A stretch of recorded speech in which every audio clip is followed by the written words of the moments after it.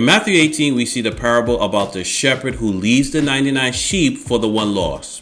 We also see this in Luke 15.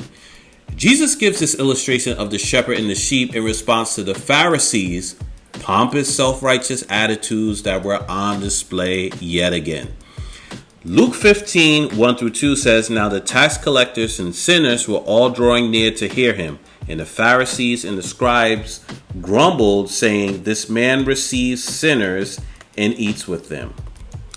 The religious leaders in Jesus' day had a pretty good thing going on, a good structure that kept them in their religious totem pole system of self-righteousness and excluded anyone who did not live up to their arbitrary standards.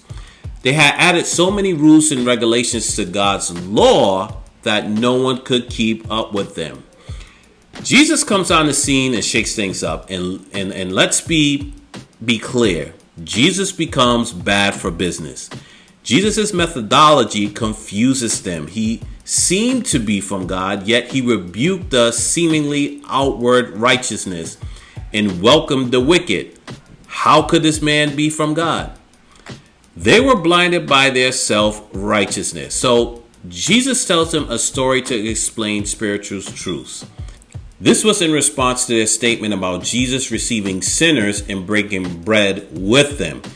He says, "If a man owns 100 sheep and one of them wanders away, will he not leave the 99 and go look for the one that wandered away? If he finds it, he is happier about that one sheep than about the 99 that did not wander off. The same way your Father in heaven is not willing that any of these little ones should perish." The people of Jesus' day understood the relationship between shepherds and sheep. This is why he used this example. But the significance of the shepherd going in search of the lost sheep is sometimes lost on us. Let me explain. It seems strange that a shepherd would leave his flock to go after this wandering sheep. Well, to us anyway. But if a ship was sinking and you have 3 kids, you pull out 2, but you are missing the third one. Do you shrug your shoulders and say, "Oh well, and that one wasn't that important"? No. Loving parents would go back and do everything in their might to save them. This speaks to God's value, the value that he has on us.